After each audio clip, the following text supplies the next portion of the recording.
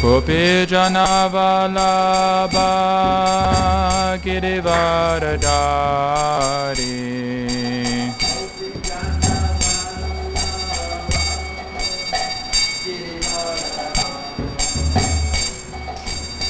Kopi Janavalabha Girivaradari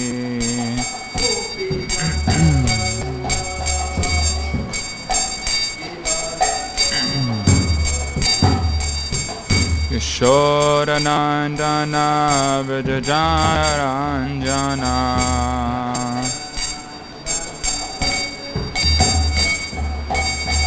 Yashodanandana Vrajajanaranjana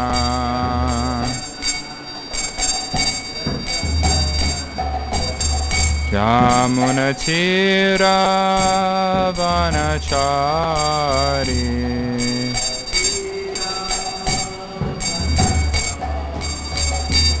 Yamunatira Vanachari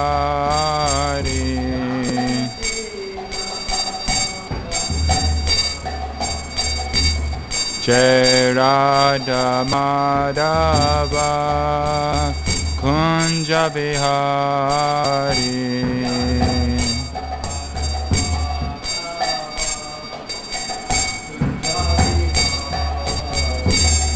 Jaya Radha Madhava Kunja Vihari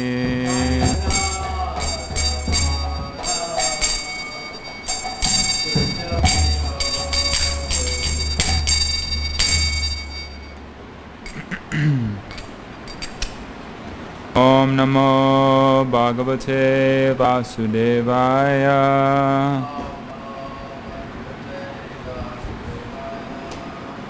Om Namo Bhagavate Vasudevaya Om Namo Bhagavate Vasudevaya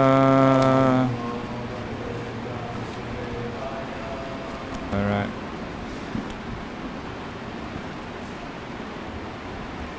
Chapter 3, text 33.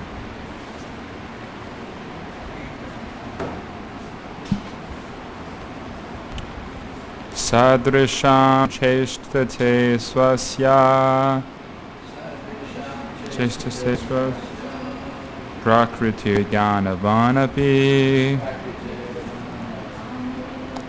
prakritim yanti bhutani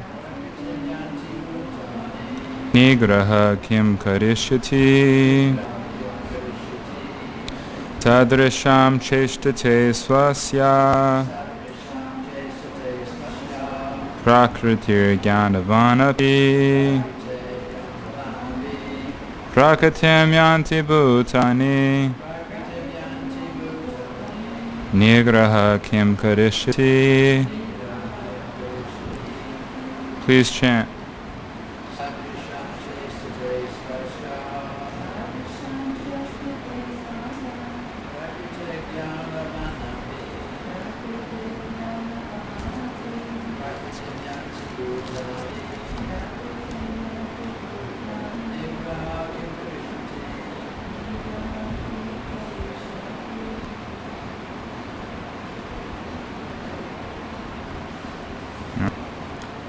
Okay, sadrisham,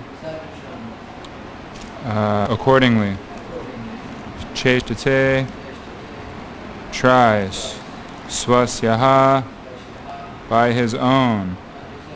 Prakrite, modes of nature. Jnanavan, learned. Api, although.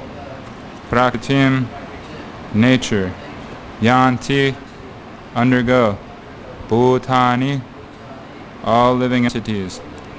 Nigraha, repression. Kim, what? Karishyati, can do. Even a man of knowledge acts according to his own nature, for everyone follows the nature he has acquired from the three modes. What can repression accomplish? Purport. Unless one is situated on the transcendental platform of Krishna consciousness, he cannot get free from the influence of the modes of material nature, as it is confirmed by the Lord in the 7th chapter, 7:14. Therefore, even for the most highly educated person on the mundane plane, it is impossible to get out of the entanglement of Maya simply by theoretical knowledge or by separating the soul with the body. There are many so-called spiritualists who outwardly pose as advanced in the science, but inwardly or privately are completely under particular modes of nature which they are unable to surpass. Academically, one may be very learned, but because of his long association with material nature, he is in bondage. Krishna consciousness helps one to get out of the material entanglement, even though one may be engaged in his prescribed duties in terms of material existence. Therefore, without being fully in Krishna consciousness, one should not give up his occupational duties. No one should suddenly give up his prescribed duties and become a so-called yogi or transcendentalist artificially. It is better to be situated in one's position and try to attain Krishna consciousness under superior training. Thus one may be freed from the clutches of Krishna's Maya. Sadrisham cheshtate swasya prakritir gyanavan api prakritim yanti bhutani nigraha kim karishyati.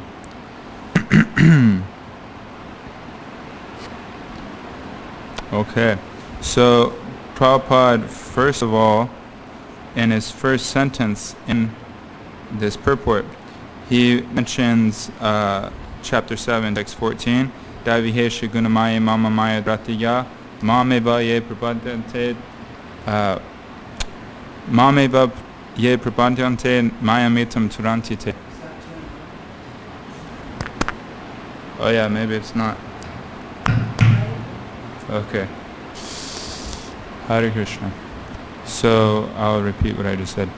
Srila Prabhupada in the first sentence of his purport is referring to chapter 7, text 14, Daivisha gunamaya mama maya duratiya mameva ye prabhadyante mayam etam turantite, where Krishna is saying that the divine energy of mind, consisting of the three modes of material nature, is difficult to overcome, but those who have surrendered unto me can easily cross beyond it.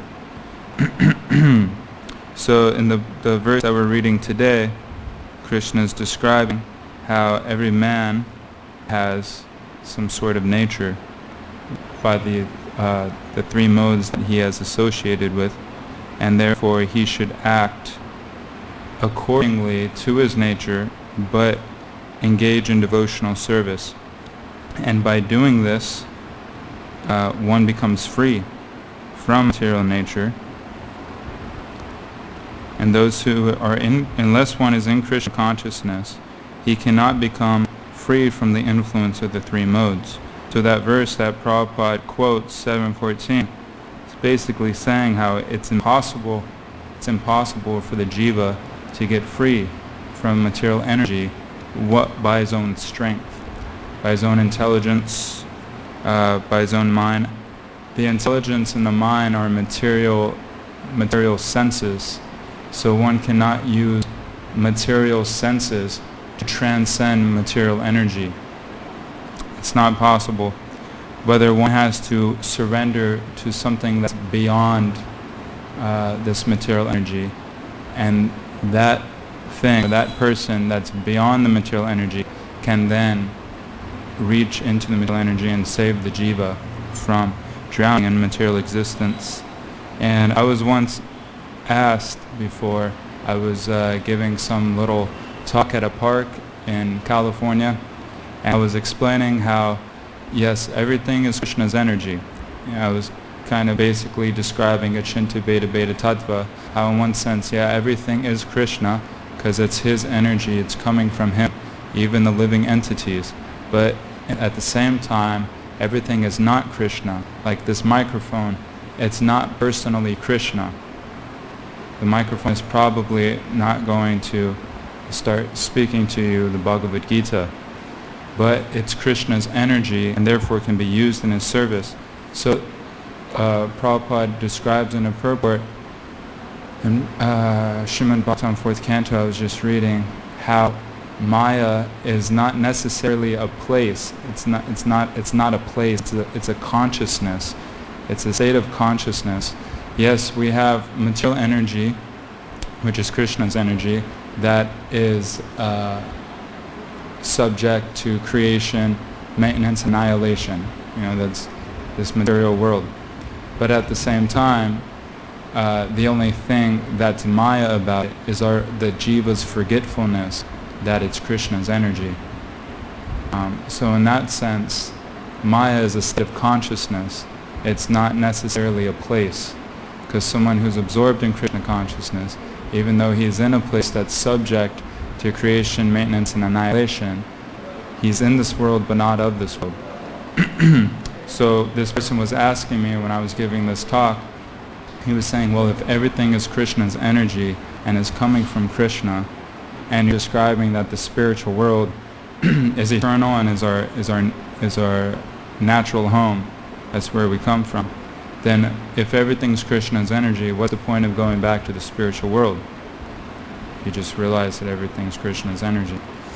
And the answer that I gave was, yeah, that's an interesting question, but we could think about it like this. In a state, there's the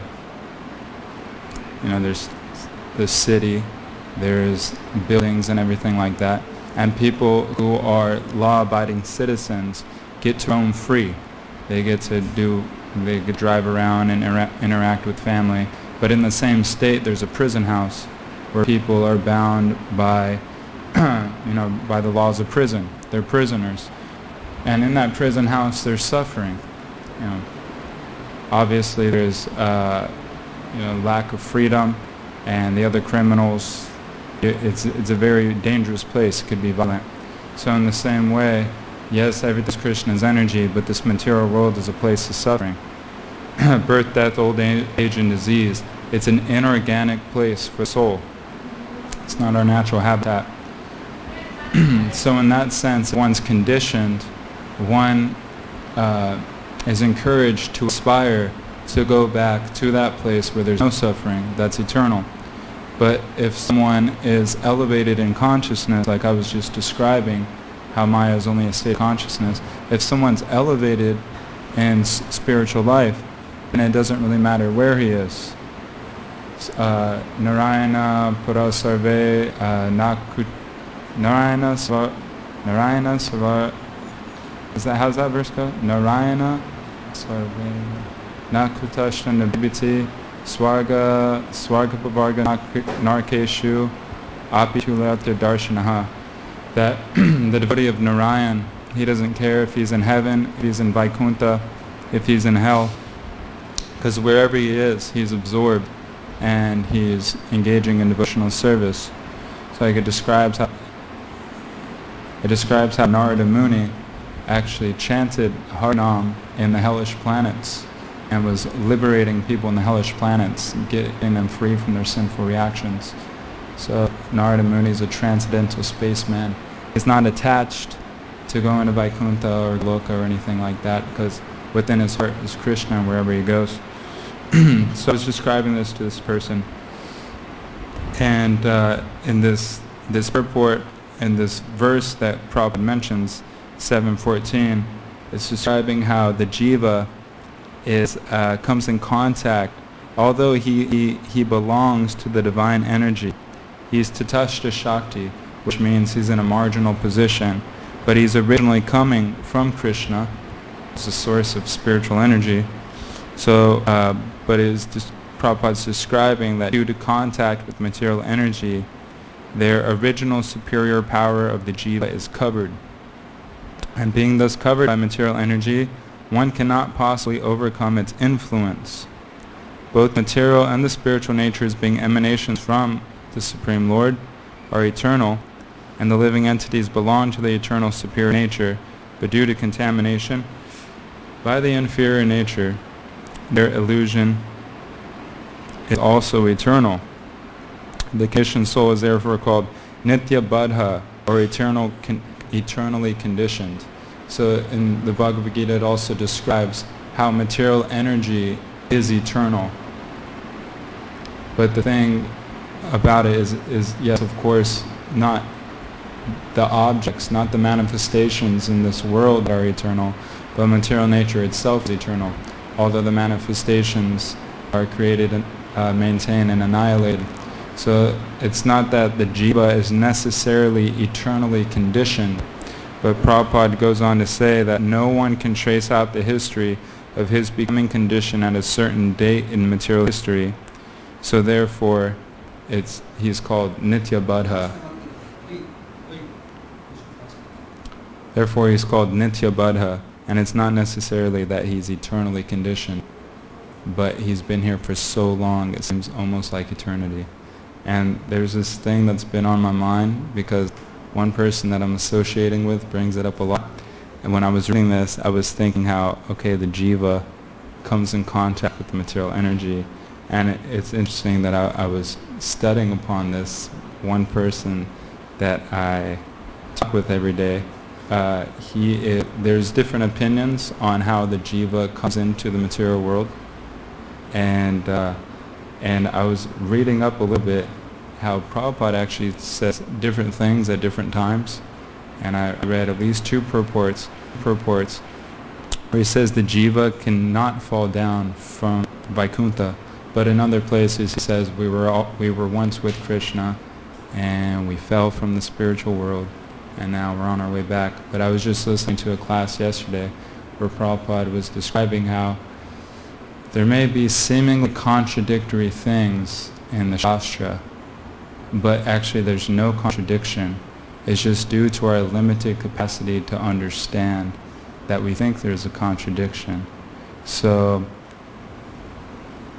somehow there's no contradiction between statements that are seemingly contradictory on this subject, but he does mention that it doesn't really matter in one sense how he came to this material world. The goal is to get out, go back to the spiritual world.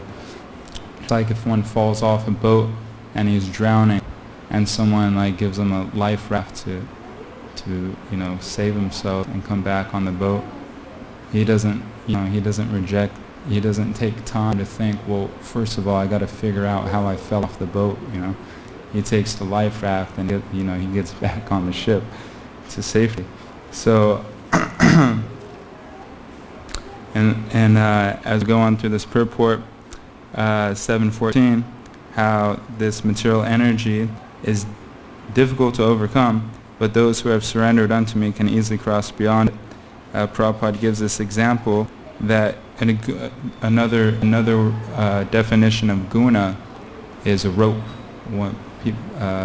Jivas in this world are bound by the ropes of material energy, goodness, passion, or ignorance. And he describes that if one is bound by a rope, if he's tied up, he cannot untie himself, but rather he has to have somebody else who's not bound come and untie him.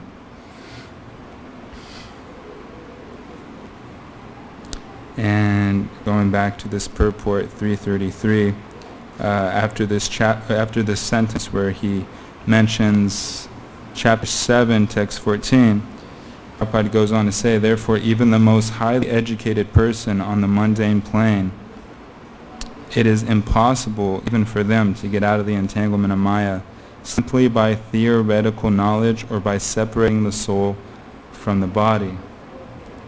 So it's obvious that even with material education, one cannot cross beyond material energy. So there's actually no material qualification necessary for advancement in Krishna consciousness. It's not that someone has to be really good musician or very scholarly, being able to read or speak nicely. It's like Gaur Kishore Das Babaji Maharaj, he was materially speaking, we didn't have so many qualifications. He was practically illiterate, but spiritually speaking, he's the most qualified, most elevated. So I was thinking when I was reading this, how I thought of this verse 7:15, where Krishna is saying the four types of people who never surrender, and one of them is those whose knowledge is stolen by illusion. So because Prabhupada is saying here that even the most highly educated person on the mundane plane, it's impossible for them to get free from Maya. And thank you. The person who is whose knowledge is stolen by illusion, this is Maya Paritya Jnana, and in the purport is describing how these people, they may be very erudite scholars, and they actually may be very learned fellows, the great philosopher, poets, scientists, etc. The illusory energy misguides them, and therefore they disobey the Lord. And Prabhupada is going on to say that even these people may be so-called scholars in Bhagavad Gita, and may be like very expert at Sanskrit, but they misinterpret the Gita because they're covered over by material energy. I remember Mukunda Dat Prabhu, the Prabhupada disciple, he was explaining one time that he went to university in the US, I forget, some prestigious university, and he studied Asian philosophy. And he was saying a lot of the students and the professors know the Vedas and know our philosophy than most of the devotees in our movement, but they're not devotees. They understand it from a theoretical point of view, but they don't have the heart to surrender to Krishna. So even if one has a theoretical understanding, like Prabhupada is saying here, it is impossible to get out of the entanglement of Maya simply by theoretical knowledge, or even by separating the soul from the body. And we see that there's so many scientists. I was just reading the other day, one sentence that really stood out to me was Prabhupada said that unless one is a Krishna conscious person, he cannot be considered intelligent. So I was thinking, okay, what does that actually mean? Because you could see, like, I would not be able to make this microphone. I would have no idea what to do with all the wires and everything. So it definitely took intelligence to make this thing, what to speak of everything we see around us, cars and airplanes. I had to get an airplane, it's thousands of pounds, to float in the sky. That takes some intelligence. So the jiva itself is inherent with chit shakti. There's intelligence there, but it's covered over. So I was thinking when I read this sentence that one cannot be considered intelligent unless he's a Krishna conscious person. Calling somebody intelligent is actually a figure of speech, and what I mean by that is everybody has intelligence, even the little bug, the animal, or whatever. But to call someone intelligent means you're basically saying he has higher intelligence than average intelligence, than the average person. Or you call someone strong, that person is strong. Well, can't you say that about everybody? You know, the baby has strength, the monkey has strength, the rat has strength. That exists. If nobody can know everything, then nobody can know that nobody can know everything. Their statements are self-contradictory. Even from just kind of like some devotees say that Krishna consciousness is science, and how is that? And we hear the example, or we hear the understanding that a scientific experiment means you have a hypothesis, and then, hypothesis, you kind of make an assumption. For example, like if I put hydrogen and oxygen together, then my hypothesis, it will make water. So then you actually do the experiment, and then you get the conclusion to see your hypothesis was correct. So a lot of devotees, they have this understanding that a Krishna consciousness is a science in that sense, that there's a hypothesis, we read the philosophy, and it makes a little bit of sense to us. There's some shraddha, a little bit comes by application of the philosophy, application of the knowledge. So from that point of view, that definition of science, of having a scientific experiment, there is no scientific experiment empirically that you can disprove the existence of God. It does not exist. So even if someone's just open-minded and says, okay, if there is some way to, first of all, there's no way that you can understand God, that God does not exist. There's no scientific process. But there is a scientific process to understand that God does exist, and that's Bhakti Yoga.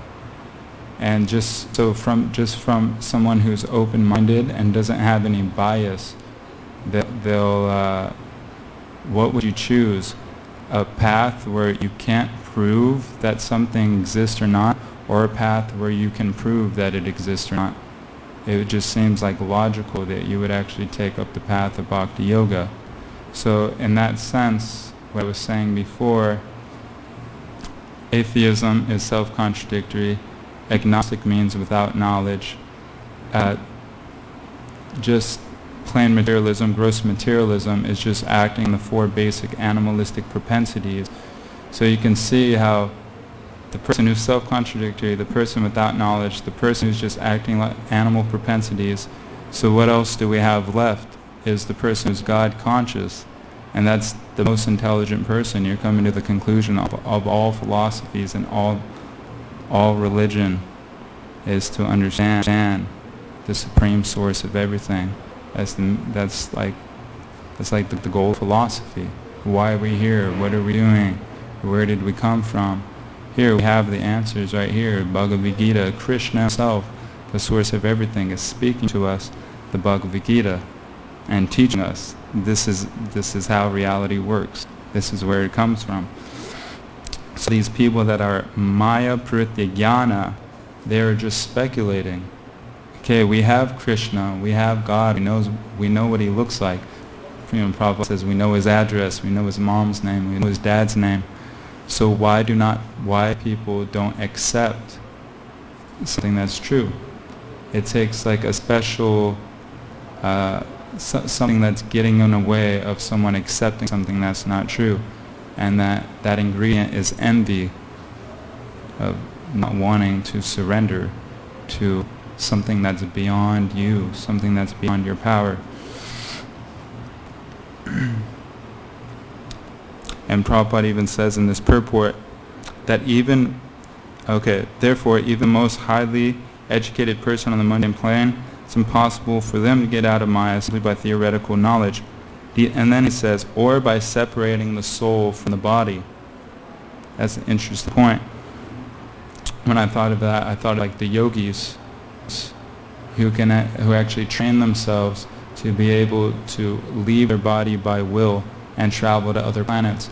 Even if you have that skill, you are still bound by the material modes of nature, because you're doing it on your own strength, and you're not surrendering. There's no surrender in that process. It's more or less, it's a material art.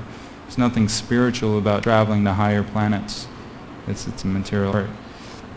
People with gross materialistic consciousness may think that that's spiritual because it's more of a subtle science, but it's completely material. You're still bound by the three modes of material nature. And so when we think of this, the yogis, the sophisticated philosophers, the scientists, even the demigods who have higher intelligence but still have an enjoying propensity, all these people that material qualification completely surpass probably most of us in this room. So that a humble Vaishnava who doesn't know the philosophy so much, but is just humble, sincere, surpasses all these sophisticated people. It's because spirit is higher than matter.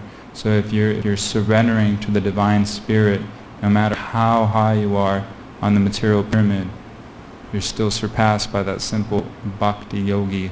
It's like Ambarish Maharaj, he was attacked by Durvasa Muni. Ambarish Maharaj just accepted that and depended on Krishna. And Durvasa Muni, who was a super powerful sage, so powerful he can travel at will all over the universe. He was defeated by this humility and this devotion by Ambarish Maharaj. It's in the beginning of the chapter. If we remember, Arjuna asked the question. That's how this whole chapter starts. And the question he asks is, "O Janardana, O Keshava, why do you want to engage me in this ghastly warfare if you think that intelligence is better than fruitive work?" And then, so we've gone through the chapter. It's kind of shared a similar theme that, karma yoga, working in such a way where you're offering the fruits to Krishna. And Krishna is saying in the 4th verse that not by merely abstaining from work can one achieve freedom from reaction, nor by renunciation alone can one achieve perfection.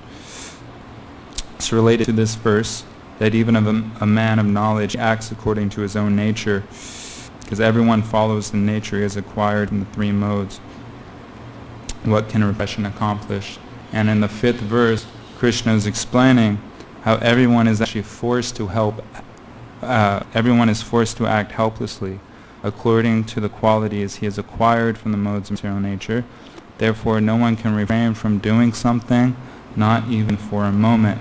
And one purport, I remember, I can't quote where, so I'm so sorry, but I do remember this specifically because it stood out to me. Somewhere in the Bhagavad Gita, where Prabhupada was explaining how, because it was Arjuna's nature to fight as a Kshatriya, even if he didn't fight in this battlefield, he would still have to fight somehow or another in some other situation. He would still have to act like a Kshatriya.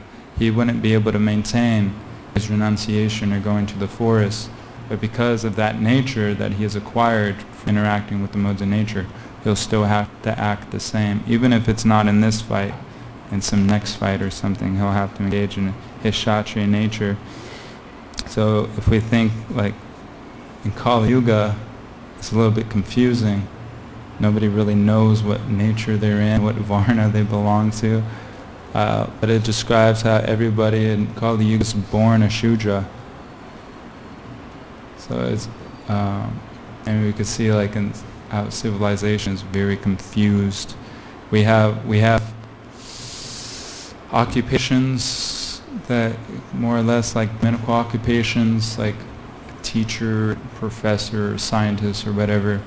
It's originally a Brahminical act if you're a scientist and a teacher. Nowadays, of course, they're teaching nonsense. But in the same way, you could still see how that Brahminical propensity is there in civilization, and there's a Kshatriya propensity with administrators and police and the Vaishyas. They trade, sell things, and Shudras at work.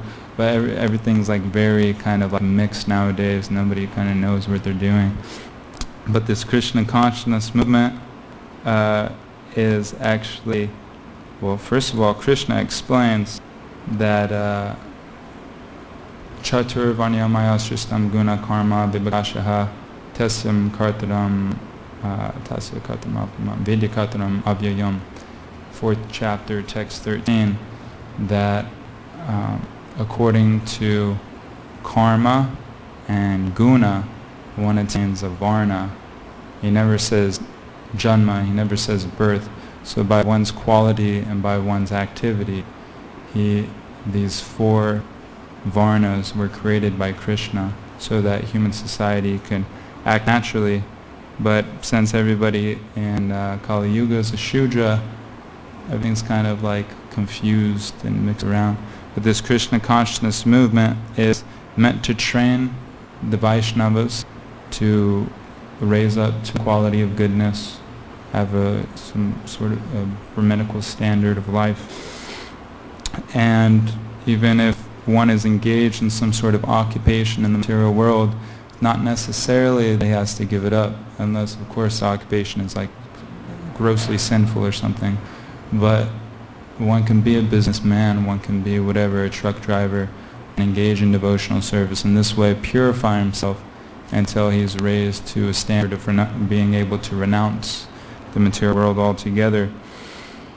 And we see in Chaitanya Charitamrita how Mahaprabhu is describing that Kiba Vipra Kiba Nasi Krishna, I forgot the verse, but basically he's explaining how if one's a Vipra or learned in the Vedas, or if one's a Shudra, or even if he's a renunciate or he's born in a low family, these things don't matter at all. If one's advanced and learned in the science of Krishna consciousness, he can actually not only be a devotee, but he could become a guru.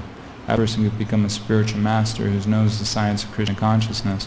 One example of this is Haridas Thakur, who was born in a low family, and another example of this is the prostitute that came to allure Haridas Thakur from his practice. Prostitutes are obviously a very low position for somebody to be in, but because of her association with the pure devotee, just for a couple of days, she was actually able to engage in full-time sadhana just by chanting Harinam and worshipping the Tulsi plant. So we could see from that example, she did not go through any gradual elevation of going from ignorance to passion to goodness. She was immediately elevated to a more or less a transcendental platform because she surrendered to pure Vaishnava and engaged in the sadhana that he gave her. So it's kind of in the same way, the pure Vaishnava, the Acharya, Srila Prabhupada is gathering, Lord Chaitanya Mahaprabhu is gathering whoever is at least sincere enough to take up the process of surrender, no matter where you are in the three modes of material nature, what occupation you have. If they can actually directly engage you in full-time Krishna consciousness. So this is a transcendental process, transcendental to the three modes. Is there any questions on what I just said for the past half hour? We have a microphone right there if anyone has any questions, and it works this time.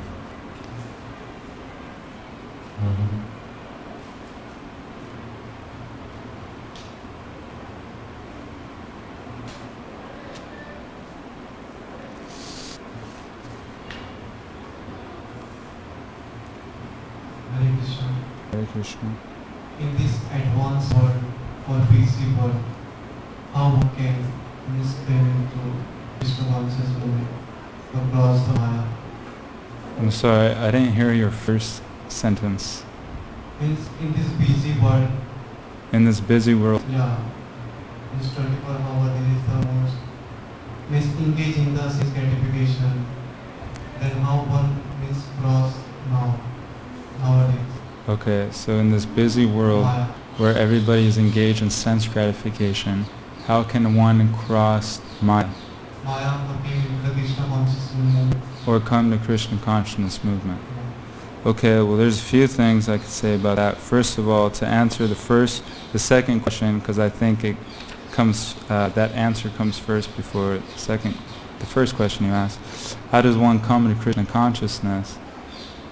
It's like not any hard and fast. It's not like you can't fit in a box. It's kind of everybody's in their own individual case. But the basic understanding is most of the people that are devotees is because they have some agyata sukriti from previous lives.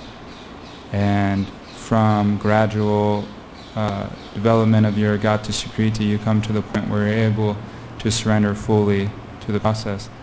But even if that is not the case, like there's this verse in Bhagavatam, I don't know the Sanskrit, that the person who's chanting Harinam, it is to consider that in his previous lives he performed all types of yagyas, he bathed in all the holy places, engaged in all this charity, etc.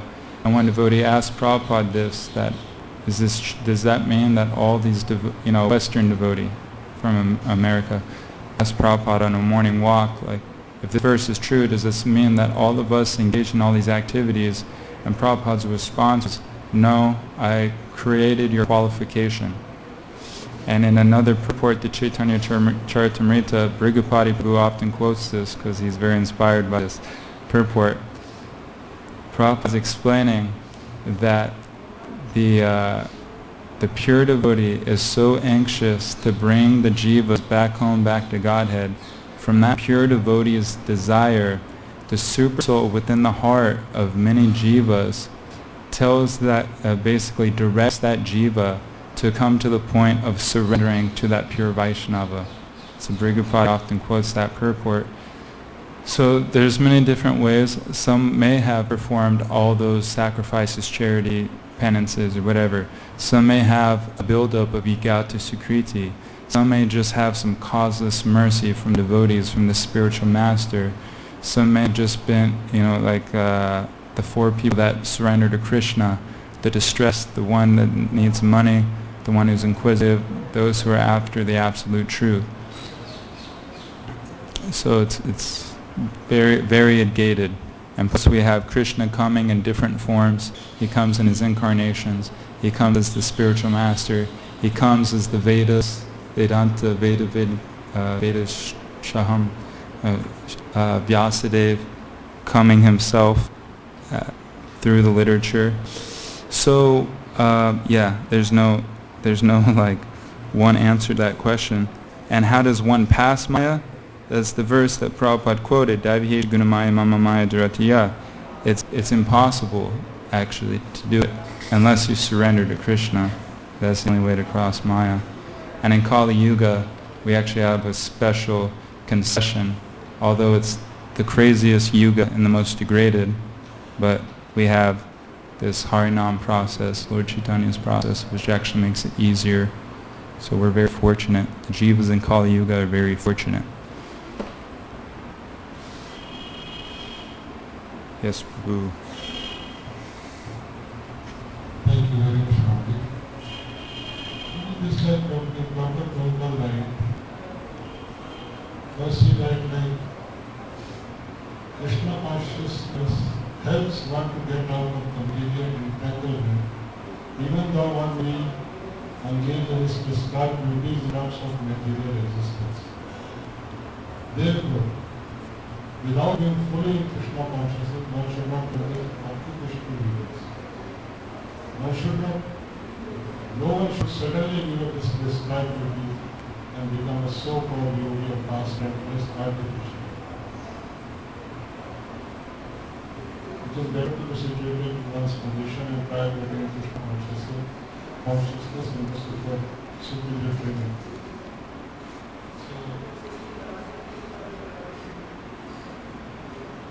This is how the let us say when you were explaining about that everybody wants to know. This my question is when we, let us say, you are trying to become a monk and also find a lot of devotees become giving their families income or whatever prescribed religion, sometimes jobs and this and that. They come in Krishna consciousness. They completely leave their whatever duties. So how this lines fit there? The one thought I just thought of was no one should certainly give up his prescribed duties and become a so-called yogi or transcendentalist artificially. Okay, so say you're like selling fruit or you're a rickshaw driver or something like that. Is that really your prescribed duty? Like who prescribed that duty to you? How does that fit in with like Vedic injunctions? Maybe that's like a Shudra or something. But I don't know if that's necessarily a prescribed duty. If one comes to Krishna consciousness movement, you can see how we're given prescribed duties in this movement. There's so many activities. This is one. My understanding, maybe this is just one perspective of it. One should not give up his occupational duties. Without being fully in Krishna consciousness, one should not give up his occupational duties. That makes sense to me. If you're not fully in Krishna consciousness, meaning you're not willing to take up the full sadhana bhakti process, and you're not willing to really try to surrender, then it's probably not a good idea to give up your job and to give up your house and try to live in some sort of ashram setting when you're not ready for that. I've seen that happen many times. Many of my friends who had joined the ashram but obviously weren't ready for that situation their minds were disturbed and everything, and they just go back to kind of what they were doing before. They may be following the four regs and chanting everything, but they go back to they were like a musician or whatever. They just go back to what they were doing before, and they kind of Krishnaize it. They make it some sort of Krishna conscious karma yoga thing. So because they weren't ready for, maybe they weren't brahmacharis, or not necessarily brahmachari, because grihastas could be fully Krishna conscious, obviously, and be pure devotees if they're willing to take up the full sadhana bhakti process. But not everybody's ready for that, and that's why Krishna gives so many options in the 12th chapter, that if you're not willing to, if you're not ready for this full-time sadhana, then okay, just work for me, or offer charity, etc.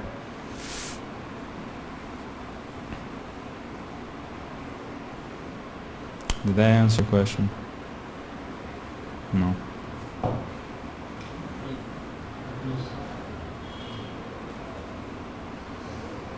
Like we, like everybody, come and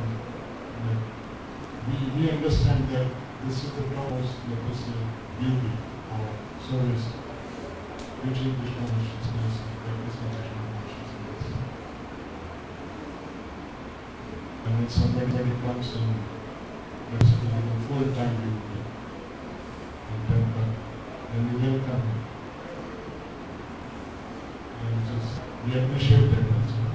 If somebody comes in temple and try to become that as a full-time devotee, we appreciate that personality, that person.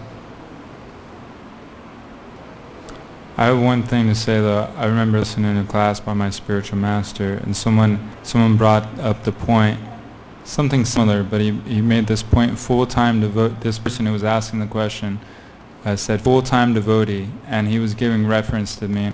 Full-time devotee means those who live in a temple and stuff. And my spiritual master cut him off and he said, it's not necessarily a full-time devotee. Someone could be living outside and be a pure devotee, a full-time devotee. Full-time devotee just means your whole life this is what you're doing with your life. You're trying to serve Krishna, go by the orders of the spiritual master. So it's not that one has to give up prescribed duties. If for some reason he feels more comfortable living outside and having a job, it's not like we're not like a sectarian thing that you just have to give up everything. Yeah, I fully agree with this understanding. Yeah. So that's what I was wondering, why Prabhupada is writing like this, artificially and transcendentalist. No one should suddenly go to prescribed duties and become so-called yogi or transcendentalist artificial. It is better to be situated in one's position and try to attain Krishna consciousness and the superior training. That can be understood under superior training. So why would one is like this thing before? Especially this, one should not artificially become so-called yogi or transcendentalist. Yeah.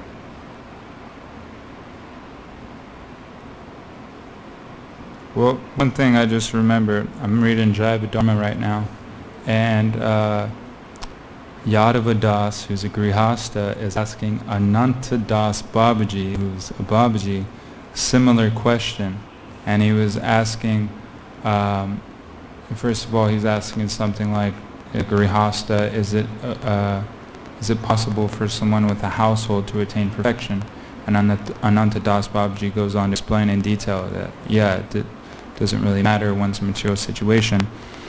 And then Yadava Das asks, then why do some people take sannyas? Why do some people renounce? And then Ananta Das Babaji was more or less explaining how this comes naturally in the process of the Grihasta's spiritual life, that it's recommended at a certain age he renounces if he has the qualifications. Then Yadava Das is asking, then what are those qualifications? And Ananta Das Babaji, I'm kind of paraphrasing this whole thing, but yeah, is describing that he becomes naturally detached from his family, and he says that we could see that how some people take up renounce life artificially, and they end up having problems, and a lot of times go back into household life. So in that sense, if one becomes a renunciate artificially, it is better to actually just perform your prescribed duties at home until you come to that mature stage where you're actually able to give it up. That's my understanding. I don't know what else to say about that. My Acharya Prabhu has a question here, or maybe some clarification on his question or something. Prescribed duties according to Varnashram, otherwise Yeah. traditional souls are not following any prescribed duties. Yeah. They're just doing fruitive work. So Yeah. those two things are not done. Yeah. He said in the he didn't hear what you said. He was saying that prescribed duties means duties within the Varnashram system. Anything outside of that is just like mundane fruitive work. Sometimes it's easy to get both those mixed up. Yes, Prabhuji. As is in our material life, our duties, whatever our duties are there, we are doing that duties. But when we come to spiritual kingdom, we find there are a lot of differences. A lot of what? Lot of differences. Differences in what? What we are doing in the material life and we are doing in spiritual life is totally different. Mm-hmm. So how we can understand the prescribed duties when we are in the material world? Okay, so when we're in material life, the activities we do in the material life are different than the activities we're doing when we come to spiritual life. That's what you asked. And so how to know when you're in material life, how to know what your prescribed duties are? Is that your question? Yeah. That's what I'm saying, and Kali Yuga is very mixed up. If someone doesn't have knowledge, this knowledge, nobody knows what prescribed duties are whatsoever, unless somehow you're born in some pious family somewhere, in some natural setting, maybe in India, I don't know. But yeah, my understanding is everybody in Kali Yuga is a Shudra. They don't really know what their prescribed duties are, and honestly, it's not until you actually are given this knowledge that you even know prescribed duties exist in the first place. Maybe it's different in India, I'm not sure, but at least in America, nobody has any idea that there's things that they're supposed to be doing, like prescribed duties to gradually elevate their consciousness. There's no conception of that. Maybe very few people who are already spiritually inclined. So I don't know how to answer that question, I'm sorry.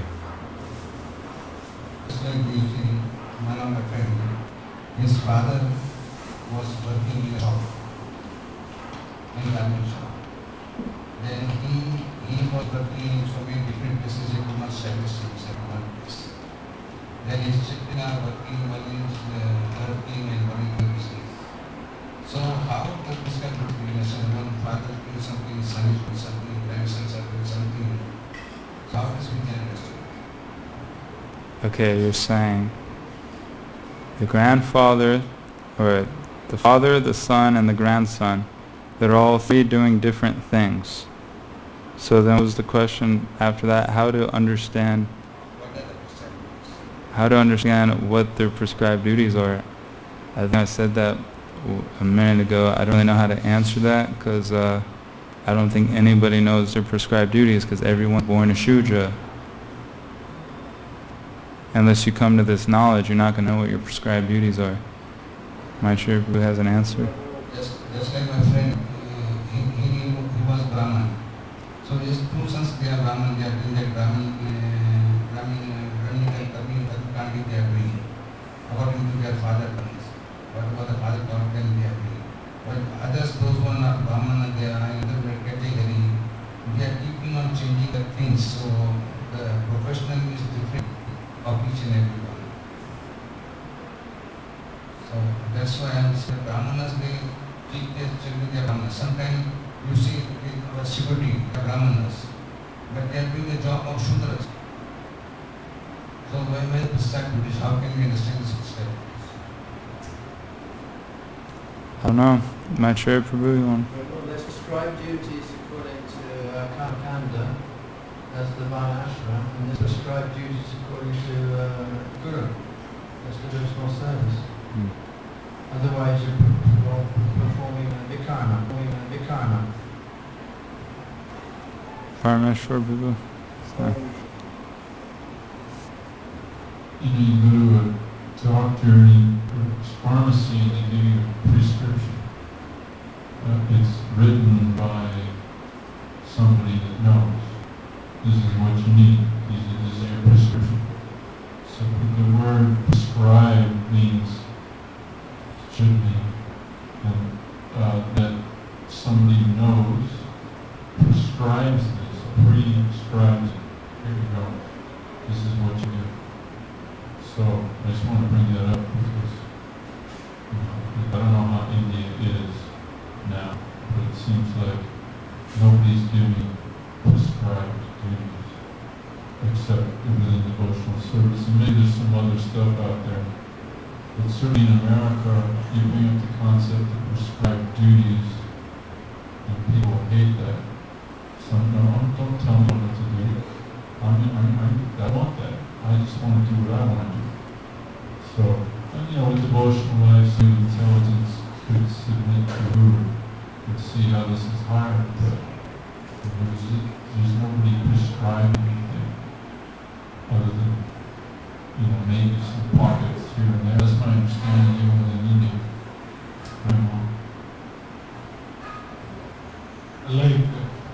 Like, Prabhu is anything in Savannah. First of all, let us say somebody saying about security. Now he's busy with his mobile. Now he's busy with his mobile. So let us say some security and he says, I am one. First of all, this is foolishness. Because he is working as a, let us say, security. So that first of all, we all want to shoot the encourage that this is confirmed. Nobody is born Brahmana, nobody is born Kshatriya, nobody is born Vaishya, Shudra. We are all Shudra. Because no Jataka, no Janma Sanskar, nothing has been done. Even in India, that is finished like all this. So first of all, we have to accept, for granted we should agree with this thing that we are born Shudra. And then prescribe, like whatever I prescribe to do, that's why we have to Shudra Master. We should first understand it. Everybody has to come to this point that I'm born Shudra. Even if you're born in a very wonderful South Indian Brahmani family, then you will come to surrender to Guru. Then he will prescribe. You know, okay, you do this, you do this. That's why Iskcon like Guru has to not, if only somebody is a human being, he has to do that subject, that up to that understanding that I have got some spiritual master. Then Prabhupada write everybody one of its spiritual master. That's why the society is created by Sri Prabhupada. They come to this point. When somebody comes under the shelter of the proper one of its spiritual master, then he will prescribe. Then he say, okay, you do management. You are like a Kshatriya person, whatever. Okay, you go for collection. You are a Vaishya person. You can sell anything. And then somebody is very Brahmanical. What do you do? Preaching or whatever. That goes that is prescribed. Before that there is no prescribed. Because nobody is prescribing. People are doing by their own way. But some other people are more intelligent nowadays. Like my father is doing some business. They are doing the same business. Because they know my father already did so many things. I'm here and there. Especially you see in India especially. There's business class which is good and if his father is selling, let's say, phone. Son will also sell phone. He will not try to do some other business. He will expand that. This is very simple. Like they're born in a Vaishya family, so he will do the same thing. Maybe Vaishya family sometime like, because this family got some Brahmanical person character. That is understanding of the Shastra.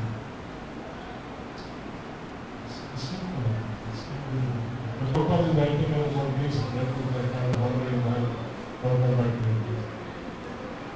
Maybe, I don't know, Prabhupada writing so many people, especially in India, they come up self-made gurus and something, and then they show themselves, and then they have so many disciples, and after some time, some scandal comes. We have seen so many big people, less and less people have followers of the, so many scandals came in, if you read, and they found that guru was not with standard. So they became very disheartened. Yeah. That type of transcendentalist and every Prabhupada is, but still I would like to understand more. You can see it doesn't seem like, okay, we read it in the books, but we just see that from practical examples of like Prabhupada interacting with his disciples and like the lifestyle that he gave us. The varnas are external, it's material consideration. So it's almost like he's kind of like directing us, or whoever is willing to accept it, just directing you to full engagement in Krishna consciousness. Because I can't, when I joined, I was just like a spaced out person. I didn't know anything. And then nobody ever told me, oh, you have to do this, you have to perform prescribed duties, you have to raise yourself from ignorance to passion, then good. There's nothing like that.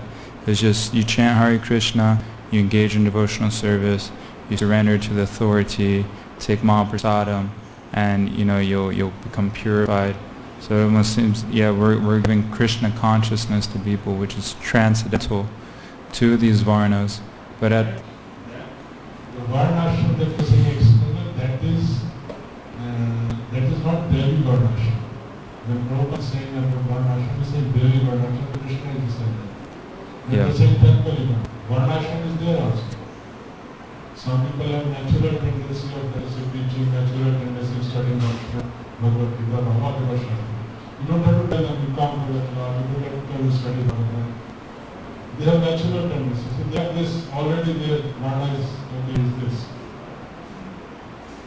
And somebody has natural no, I cannot say Brahmacharya, okay, your ashram is this. Yeah. This is like Prabhupada even used to say, no? That is not that somebody has to say this is already set up in nature. Even in Western people, some people are like intellectuals, some people are like want to go like religious, some people are like do business. So they're already naturally there. The only thing nobody is like have some Brahmanical people were guided. Before people were guided, so society was peaceful. Now nobody is like desperate to us and they have to get this type of people. Jai. Thank you. Hare Krishna. Prabhupada gave an example of the many instances that there are farmers, they are doing farming, but nowadays we see they close the farming and they open the factories and they give a job, they leave the farmers service and they work the factories. Prabhupada. So what? Maybe so what is the question? The farmers are living because they are not being educated. They live by doing farming, they cannot earn money. So nowadays people are concerning about money, how you can earn money. Do whatever, earn money. This sort. So farmers are finding there's no money in the farming, so they are going in factories. But if they will be properly like Bhakti Vikas Mara is starting. These are completely differently like Devi Varnashram. They are doing that reason they are. Yeah, I don't know. I never heard that before. Bottom line, people want to earn money, have a comfortable life.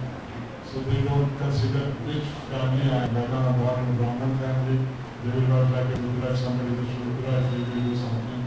Even Brahmanika, starting doing katha and this and that, they will earn money for that. Bottom line is Hare Krishna. thank you very much. Jai Bhagavad Gita ki Jai.